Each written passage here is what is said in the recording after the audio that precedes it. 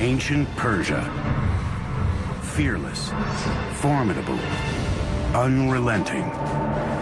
For ages, shrouded in mystery. An empire unparalleled in conquest and riches. To create an empire of the size of the Persian Empire, the largest empire the world had known, obviously takes military skill. From North Africa to Asia, it was a civilization driven by a dynasty of extraordinary rulers, ambitious and all-powerful. Cyrus the Great is one of the few who deserves to be called the Great. The Persian Empire created some of the most astonishing feats of engineering the world has ever seen. Magnificent palaces that rose up from barren desert. Roadways, bridges, and canals. Everyone has heard of the Suez Canal, but how many have heard of Darius's Canal? But dark clouds were on the horizon.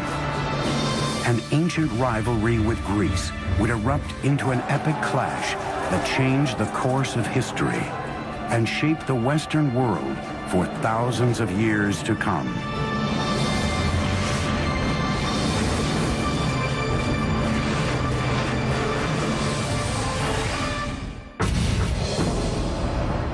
(330 BC). A young Macedonian king conquers the Persian Empire and leads his invading army into Persepolis, its spectacular capital city. The Macedonian ruler is Alexander the Great, an admirer of the great Persian kings. By sundown, the Greek victory celebration degenerates into a drunken melee. By sunup, Persepolis, the crown jewel of the Persian Empire, with palaces unrivaled anywhere in the world, is burned to the ground. More than 2,500 years later, these immense towers stand as testament to the soaring heights this now forgotten empire once reached. I equate Persia with luxury, with rich tapestries and beautiful rugs and my mother's fat, fuzzy Persian cat named Otis. But I also think of a fantastic Persian king named Cyrus the Great, who believed in religious and cultural tolerance, and who freed the Jews from Babylon to return to Israel. Hello, I'm Peter Weller, and welcome to the Persian Empire. Around 4000 BC, two nomadic tribes were starting to take root in a rich but hot Iranian plateau, the Medes in the north, the Persians in the south. Being as that these tribes were nomadic, they were more interested in survival than conquest. As they became less nomadic, they had to learn how to farm, in particular how to cultivate this fertile Iranian plateau. But to do that, they needed a source of water. The early Persians may have very well become dust in the winds of history had they not unlocked a source of water and, just as importantly, a means to channel that water to their crops and settlements. And what makes this engineering feat so remarkable is that they found this water not from rivers or lakes or oceans, but from the most unlikely source of all, rocks. Persia emerged out of nothing, a rugged, hostile terrain built with only invention and determination. 3,000 years ago, nomadic early Persians roamed the parched, forbidding Iranian plateau. Finding water meant traveling long distances. It fell to a hybrid engineer, geologist and diviner called a Mogani to figure out how to bring it back to his people. Using nothing more than stone chisels, Moganis would build the first cornerstone of the Persian Empire. A breakthrough system of underground irrigation canals called qanats. They began by harnessing gravity to exploit the natural topography of their land, which sloped relentlessly down from the Alborz Mountains towards the Persian Gulf. Vertical shafts were first dug down from the surface, and the tunnel was excavated horizontally for a short distance. Then another vertical shaft was built, approximately 3/4 of a mile up the slope, and the channel continued. It can be sometimes 20, 30, 40 kilometers away, so it's a very skilled operation, to the point where the gradient of the water channel meets the aquifer, or the groundwater, sloping up at the point where the mountains begin. The angle of the slope was crucial. 1 unit in elevation for every 100 on the horizontal. Not too steep, because that would erode the base of the water channel, and of course not so flat as to prevent the water from moving to its intended destination. 2,000 years before Rome's legendary aqueducts, the Persians were channeling massive amounts of water over long distances. In hot, dry climates, with minimal loss due to leakage or evaporation. Water means food, but the engineering technology to locate that water and move it was a carrot that the Persians were dangling in front of their neighbors. Around 700 BC, all of these tribes were united under one legendary figure named Achaemenes, who founded a dynasty.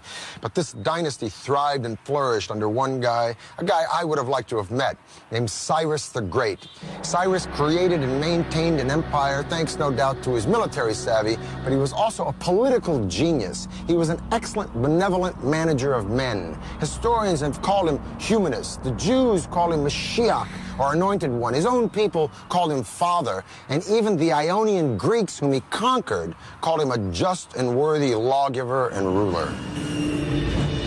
Cyrus the Great came to power in 559 BC. It was the beginning of the Achaemenid dynasty. Their reign would change the course of history and redefine architectural possibility. If you're looking at the greatest personages in history who have affected the world, Cyrus the Great is one of the few who deserves that epithet, the one who deserves to be called the Great. The empire over which Cyrus ruled was the largest the ancient world had ever seen, and may be to this day the largest empire ever.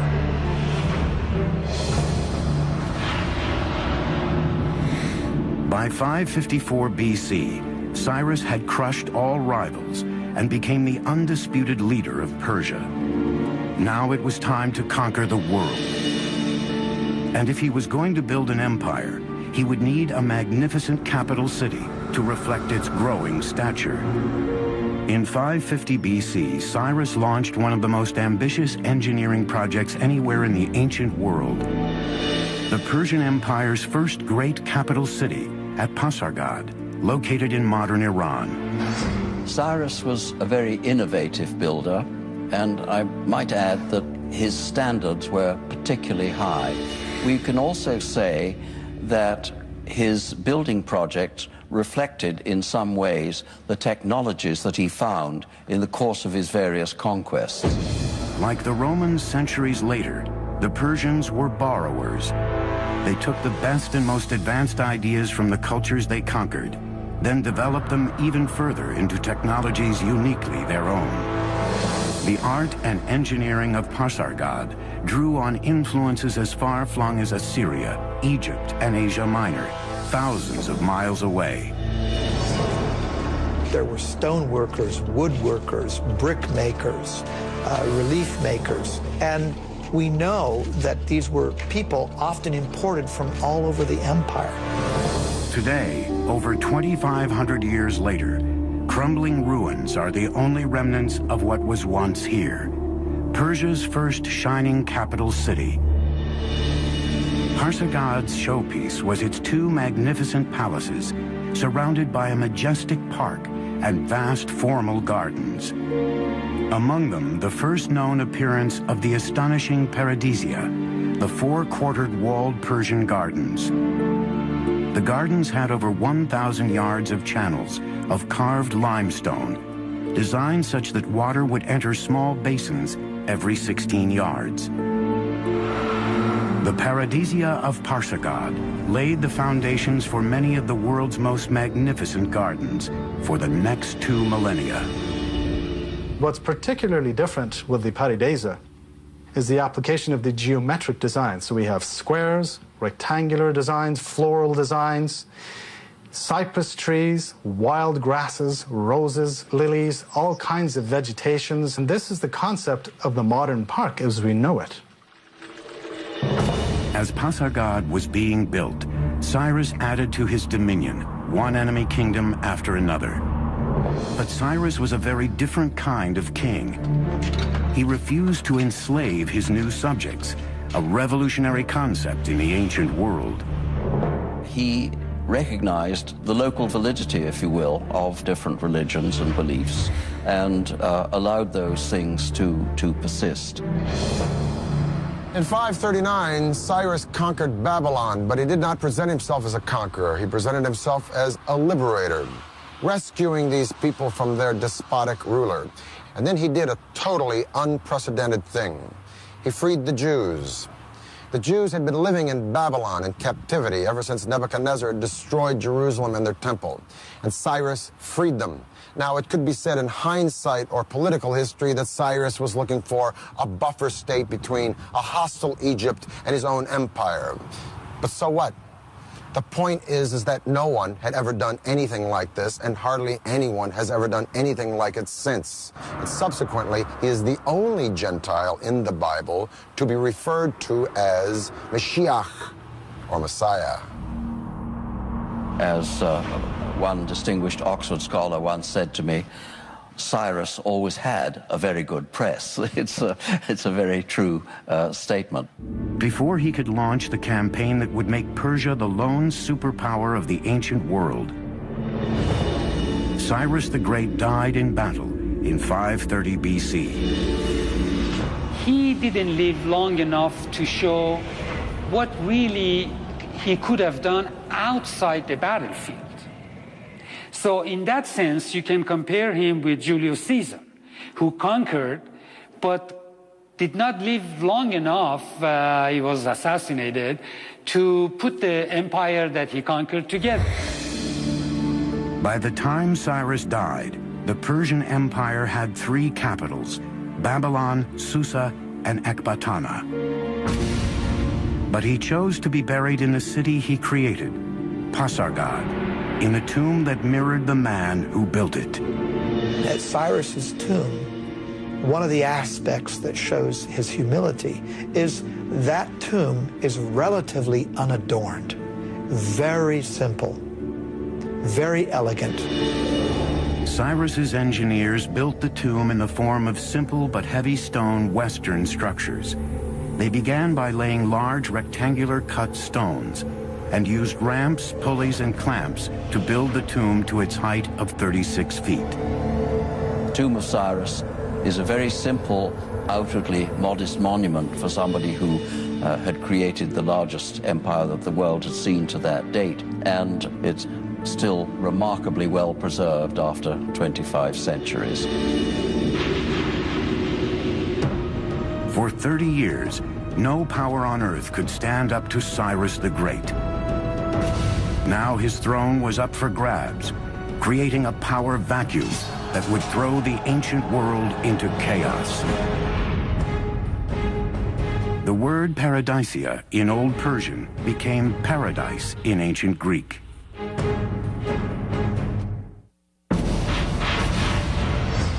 (530 BC). Cyrus the Great, the architect of the greatest empire the world had ever known, is dead.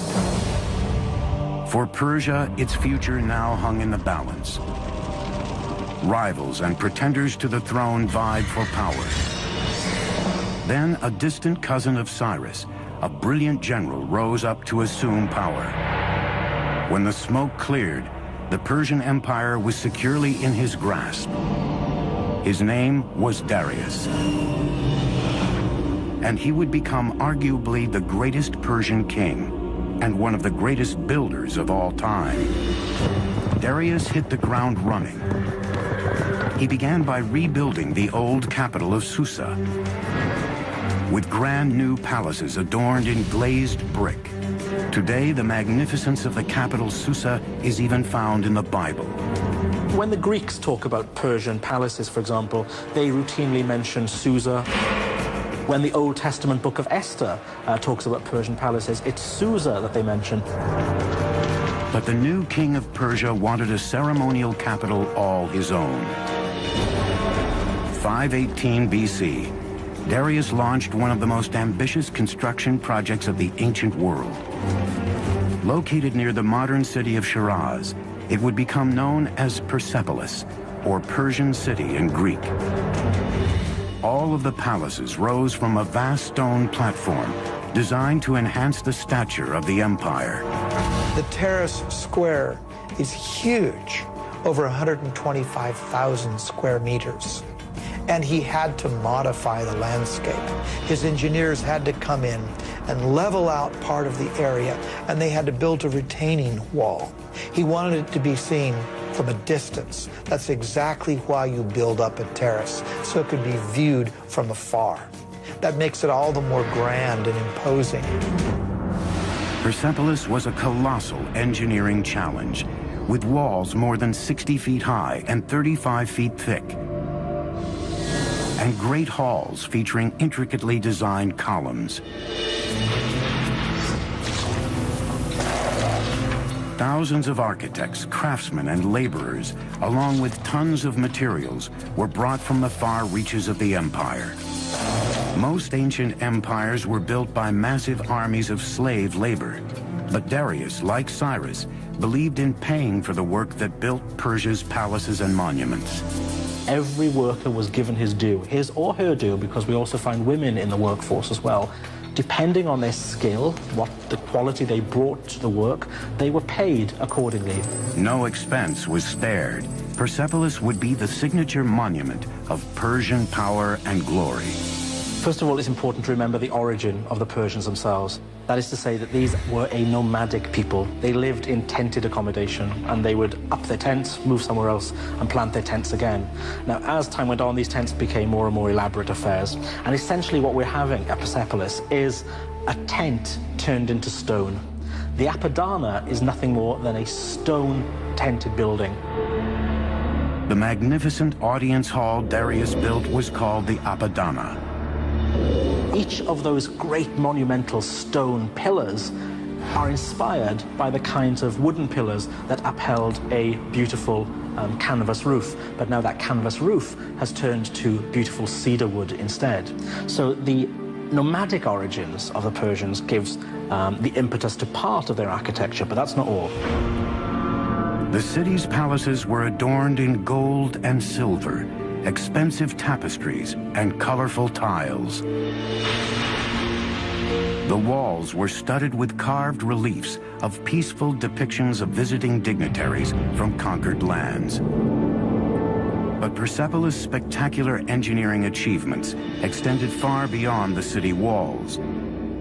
Its intricately designed and constructed water and drainage system were unrivaled anywhere. Before the actual soil was placed in, first, Darius's engineers constructed a drainage system, plumbing, drain pipes. These would be covered. Water was also brought in along the Qanat system. But then those drain pipes, which would drain the effluents out, those were taken underground below the surface where the visitor would never see that. Even during his most ambitious projects to enhance the empire's monuments and infrastructure, Darius never stopped expanding his empire. Under the brilliant leadership of Darius, the Persian Empire grew to staggering size. It included modern Iran and Pakistan, parts of Afghanistan, Armenia, Turkey, Syria, Egypt, Lebanon, Jordan, Palestine, parts of Central Asia, all the way to northern India. And man, this is a lot of turf. To connect the farthest reaches of the empire, Darius would launch two audacious building projects. One would stretch over 1,500 miles of the Persian Empire. The other would connect the Red Sea to the Mediterranean. Creating gardens was held in such high esteem that the Persian kings wished to be remembered as gardeners.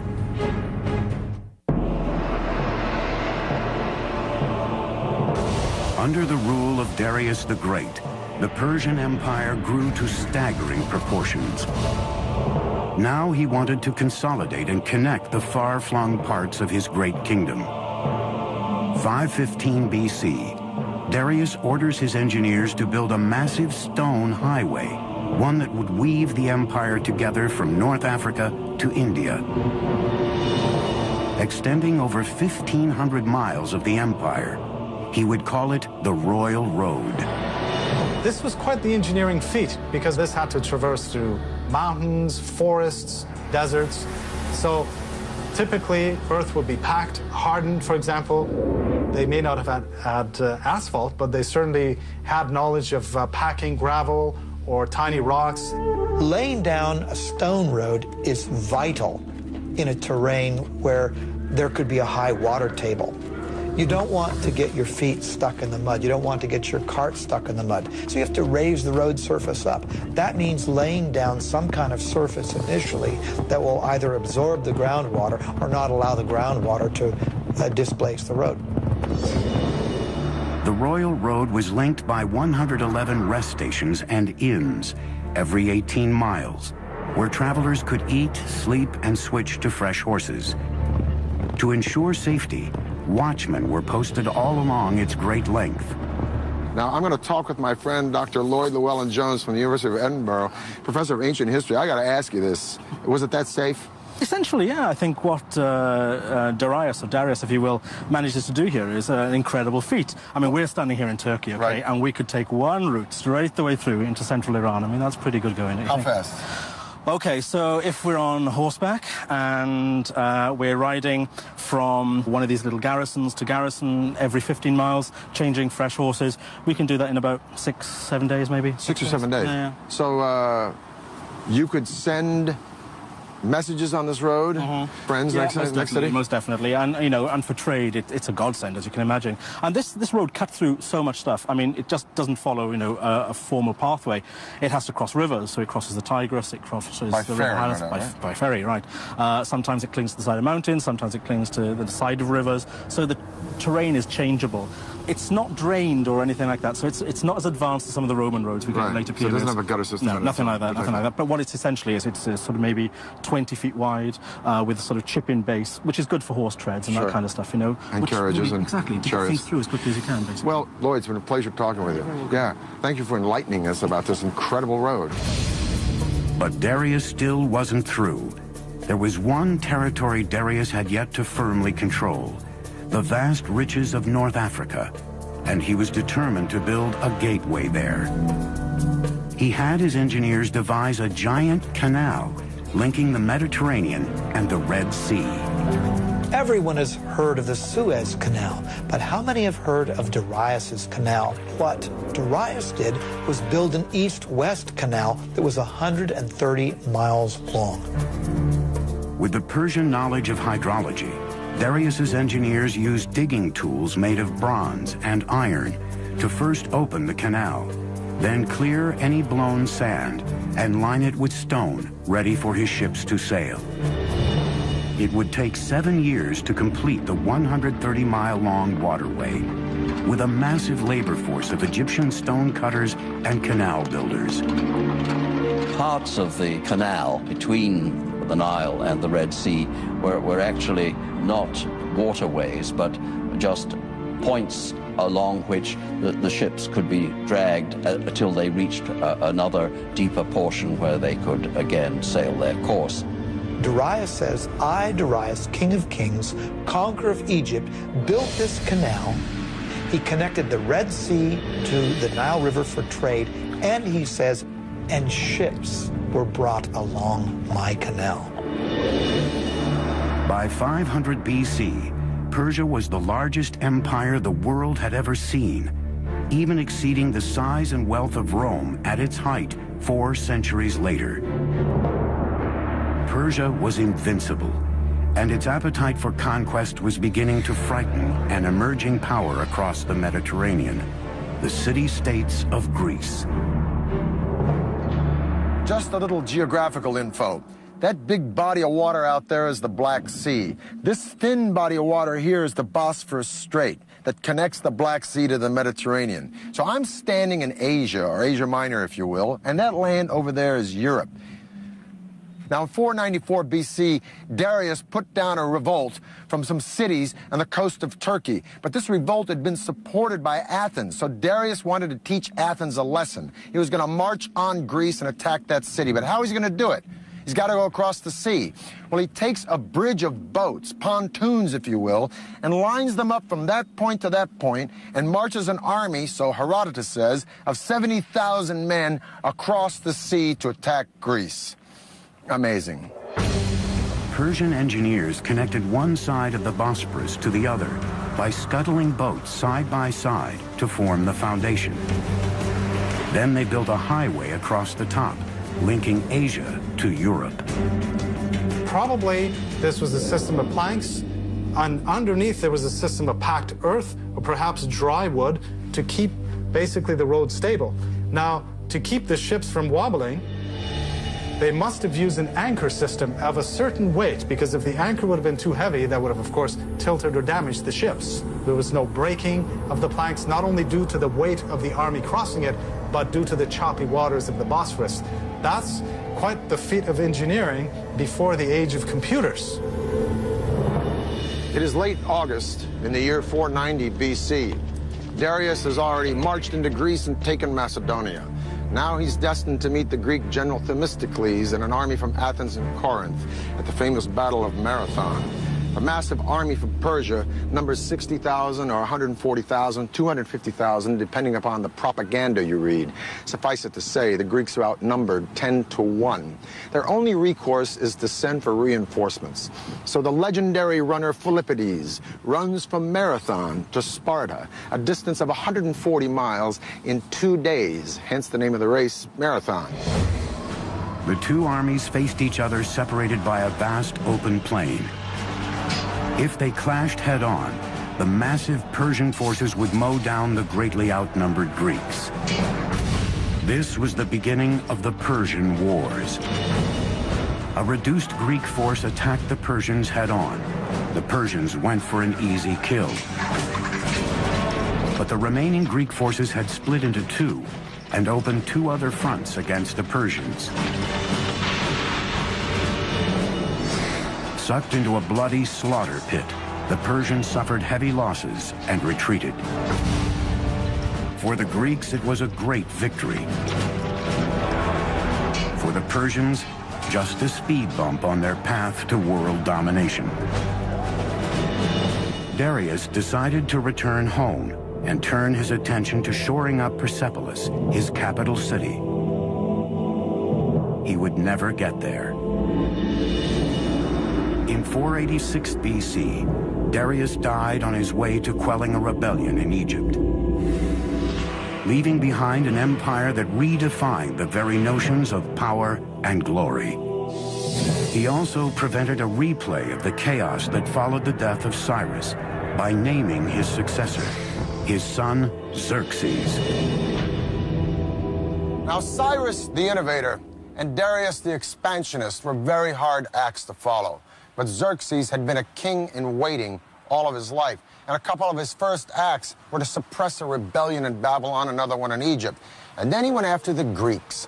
Somehow the Greeks just stuck in his craw. Some historians argue that Xerxes was making a preemptive strike. Others say that he was just cleaning up the business of his father. Whatever the case, the Greeks were no longer intimidated or impressed by the Persians since they'd beaten them at Marathon. And so Xerxes buddied up with the Carthaginian navy and the tip of what is now modern Tunisia, and he decided to beat the Greeks at sea. Discovered in 1931, Persepolis is one of the last archaeological excavations that dates back to the ancient world. 480 BC, the Persian Empire is at its peak, vast, immensely powerful, and incredibly rich. It's been 10 years since the Greeks defeated Darius the Great at the Battle of Marathon. His son Xerxes is now the latest absolute monarch in Persia's Achaemenid dynasty, and Xerxes wants revenge. Greece is only beginning to emerge as a force to be reckoned with, a coalition of profoundly different city-states, from democracies to dictatorships. They are united only by one creed, their hatred of Persia. The ancient world is on the verge of the Second Persian War. The outcome will lay the foundation for the modern world. Greeks traditionally called everybody except themselves barbarians. So this whole thing really between East and West started probably with the Persians and the Greeks and continued ever since. The Persian invasion of Greece would be one of the greatest collaborations of strategy and engineering in military history. The massive invasion would be a complex land-sea assault, demanding some astonishing feats of engineering. Xerxes wanted his forces to enter Greece at the isthmus of Mount Athos, but the seas there were so turbulent, the king directed his builders to dig a canal across the isthmus. With vast manpower and expertise in canal engineering, Xerxes' engineers took a mere 6 months to complete the canal across the isthmus. But the next challenge facing his generals and architects was even greater. The huge Persian army still had to cross the 1.5-mile-wide Hellespont. To this day, their solution is considered one of the most ambitious engineering projects ever conceived for a military campaign. Borrowing a page from his father's book, Xerxes ordered a double pontoon bridge built across the Hellespont. A feat of engineering that would far surpass the bridge Darius built at the Bosporus. But what's very interesting is that 674 ships were now lined up. How were these ships kept stable? This must have been quite an engineering feat. The Bosphorus is not a very calm area. It can be quite choppy. The row of ships were kept in place with a very taut system of cables, probably 2 large cables that ran between Asia and Europe. Now remember, a large number of troops crossed this bridge, perhaps up to 240,000 troops. The ropes allowed the boat sufficient flexibility of movement in the turbulent waters. Each section of the bridge was built on 2 boats connected by planks, so the entire roadway could ride the waves, absorbing much of the surface choppiness. Persian engineers then constructed a platform across the top of the boats, then the roadway on top of that. With each wood plank, a superhighway emerged, crossing the Hellespont using battleships as the foundation. Remember, we're dealing with the hooves of tens of thousands of cavalry, including armored cavalry, which would have been much, much heavier. The ships were amazingly kept stable, so this allowed Xerxes to cross with his army into Europe and cross back when he needed to, and the ships were kept in place. And for a short period, Europe and Asia were one. 10 days later, with his bridge complete, Xerxes marched into Europe. The whole army crossed with heavy equipment, heavy cavalry, and the planks were kept in place. There was no breaking of the planks, not only due to the weight of the army crossing it, but due to the choppy waters of the Bosphorus. Xerxes' strategy was simple: overwhelm the Greeks on land and at sea with superior numbers. Once again, the Greeks were led by the great general Themistocles. He knew he couldn't beat Xerxes on land, so the entire campaign was designed to lure the Persian navy into a trap. In August of 480 BC, the 2 armies met at a spot chosen by the Greeks, Thermopylae, a mountain pass so narrow only 1 chariot at a time could get through.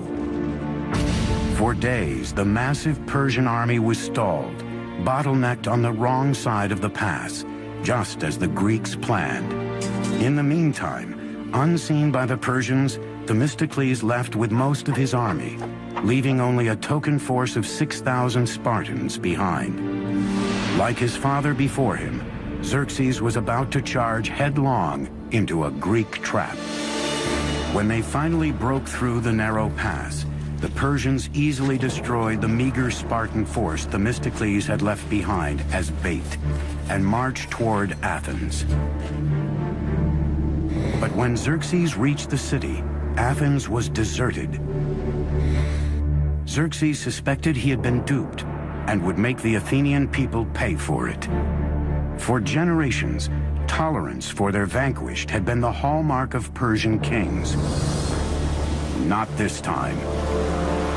In a very un-Persian-like act, Xerxes burnt Athens to the ground. The Persian king regretted it immediately, and the following morning ordered Athens rebuilt. But it was too late. The deed was done. His moment of rage would come back to haunt Persia nearly 200 years later. But this war was still far from over. At the same time, Themistocles was setting his trap that lured the massive Persian navy into the narrow bay at Salamis. Then he unleashed a surprise attack. The huge Persian fleet was caught in the naval equivalent of gridlock. They couldn't maneuver in the tiny bay, while the Greeks used their heavy triremes as battering rams to demolish the Persian ships. It was a decisive victory for the Greeks.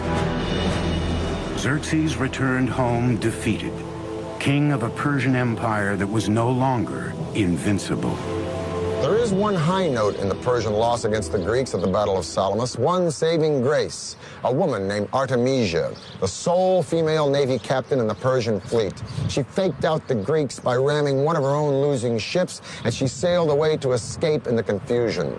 Her survival skills so impressed Xerxes that he was thought to have said, "My men are becoming women, and my women are becoming men."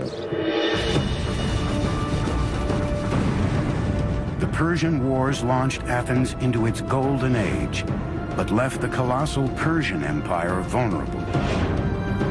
It would be left to a young prince, a worshiper of Persia's great kings, to deal the empire its last blow. Humiliated by Artemisia's daring escape, the Greeks offered a huge price for her capture, but Artemisia had safely sailed home.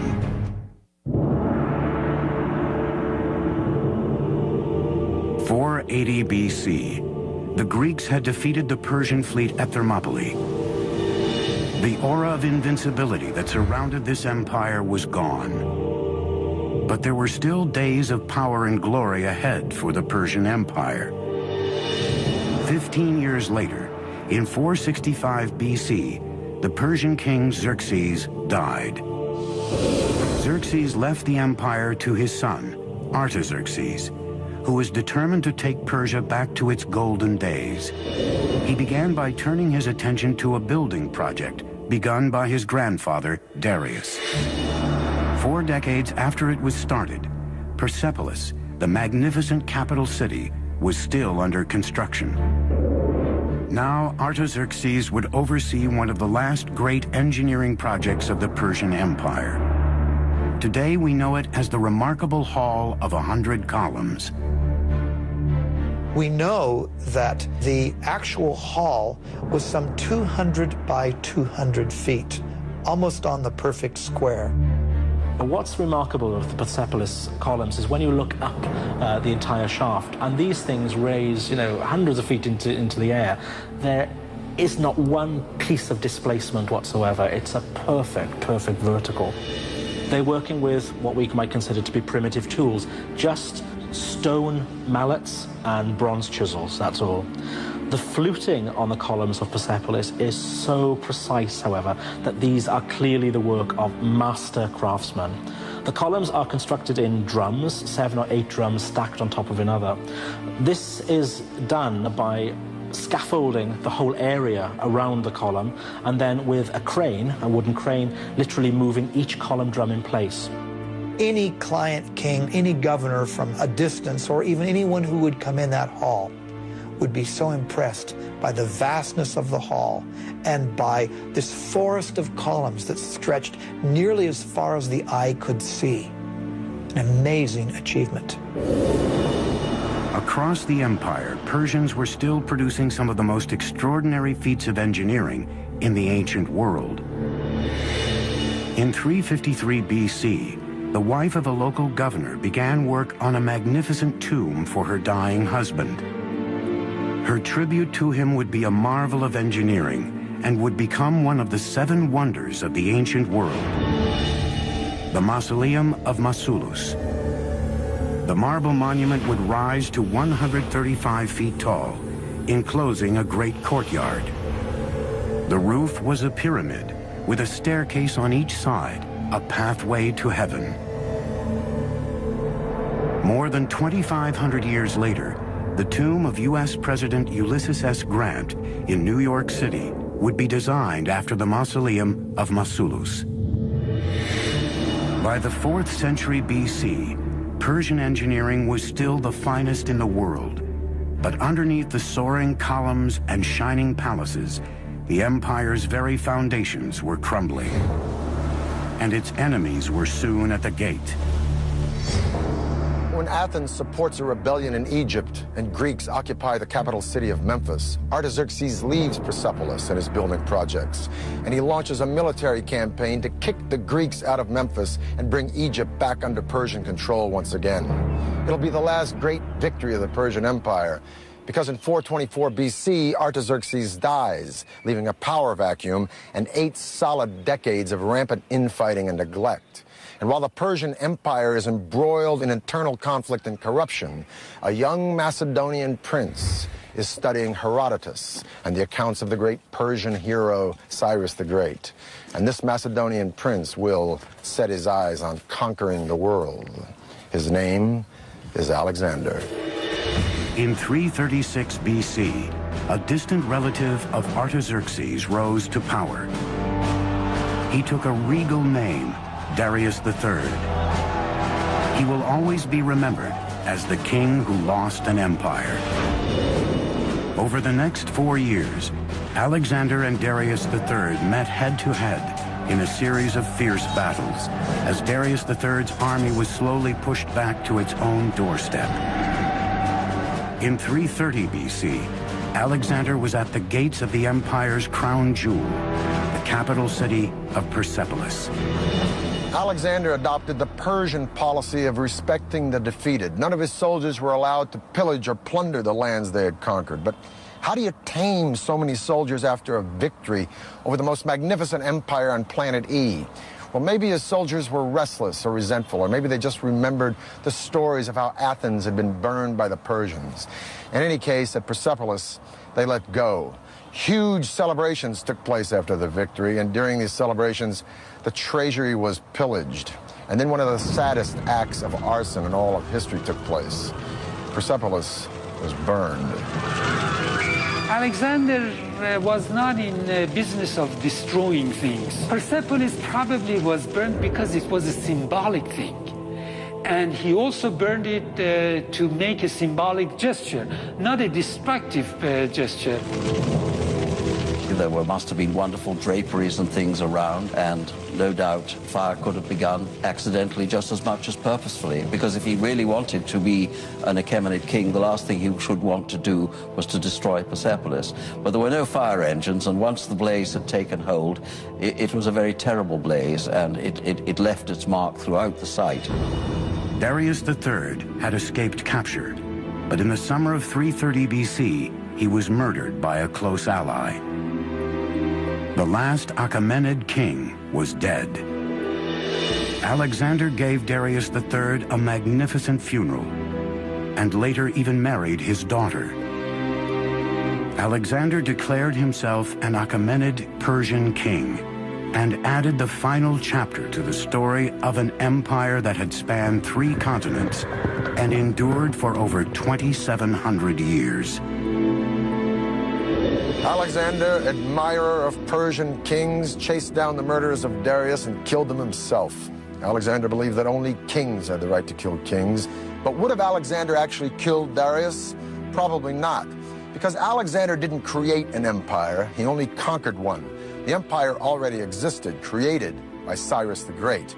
No, Alexander's genius was to co-opt and use Persia, an empire that stood long before Alexander was born, and whose legacy of culture and sophistication and luxury would be around long after Alexander was dead. For the History Channel, I'm Peter Weller.